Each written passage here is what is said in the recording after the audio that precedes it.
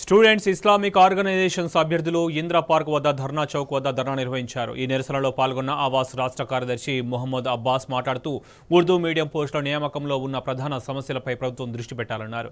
కాంగ్రెస్ ఇస్తున్న డిఎస్సి నోటిఫికేషన్లో 1183 మంది ఉర్దూ మీడియం అభ్యర్థులకు బదులుగా 550 మంది అభ్యర్థులు మాత్రమే అందుబాటులో ఉండే అవకాశం ఉందన్నారు. ఈ కారణంగా ఉర్దూ మీడియం పాఠశాలలకు చాలా నష్టం వాటిల్లుతుందన్నారు. రేవంత్ రెడ్డి పోస్టులను రిజర్వ్డ్ కేటగిరీలో విడుదల చేయాలని డిమాండ్ చేశారు. ఓపెన్ కేటగిరీలో పోస్టులు తక్కువ ఉన్నాయి. ఇలా జరిగితే మాకు చాలా ఇబ్బందిగా ఉంది. జాబ్లు మానేసి మేము ప్రిపరేషన్ చేస్తున్నాము. మాకు తల్లిదండ్రులు ఎన్ని ఆశలు పెట్టుకొని మమ్మల్ని కోచింగ్కి పంపిస్తున్నారు. జాబ్లు మానేసి మేము ఇంత ప్రిపరేషన్ దగ్గర వచ్చి మేము జాబ్ మిస్ అయిపోతున్నాము. ఉర్దూ స్కూళ్ళల్లో చాలా వరకు టీచర్స్ అవసరం ఉన్నారు. అక్కడ పిల్లలు చాలా ఇబ్బంది పడుతున్నారు.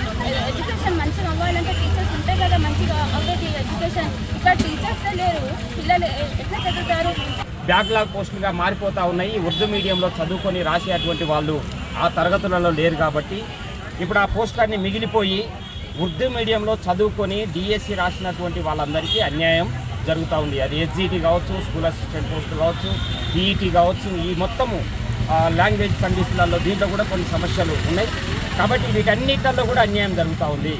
అందుకనే ప్రభుత్వం వెంటనే రేపు 9వ తారీఖు డిఎస్సి రాసినటువంటి వాళ్ళకి మేము సర్టిఫికెట్ ఇస్తూ ఉన్నామని చెప్పేసి ప్రభుత్వం అపాయింట్ లెటర్స్ ఇస్తూ ఉన్నారు. ఇది మంచిదే, ఆహ్వానిస్తున్నాము. కానీ ఈ ఉర్దూ మీడియంలో రాసినటువంటి వాళ్ళకి ఏదైతే ఇప్పుడు రిజర్వేషన్లో ఉన్నటువంటి వాటన్నిటిని కూడా రిజర్వ్ చేయండి, వాటన్నిటిని ఓసీ కేటగిరీగా చేయండి. ఉర్దూ మీడియం పోస్టులన్నిటి కూడా ఉర్దూ టీచర్స్కే, వీళ్ళకి ఏదైతే ఉర్దూ ట్రైనింగ్ టీచర్స్ ఉన్నారో డిఎస్సి రాసి 2వ ర్యాంక్ వచ్చిన వాళ్ళు ఉన్నారు, 3వ ర్యాంక్ వచ్చిన వాళ్ళు ఉన్నారు. అనేక ర్యాంకులు వచ్చినప్పటికీ అక్కడ ఈ రిజర్వేషన్ కేటగిరీ వర్తించక వాళ్ళకి అన్యాయం జరుగుతూ ఉంది. కాబట్టి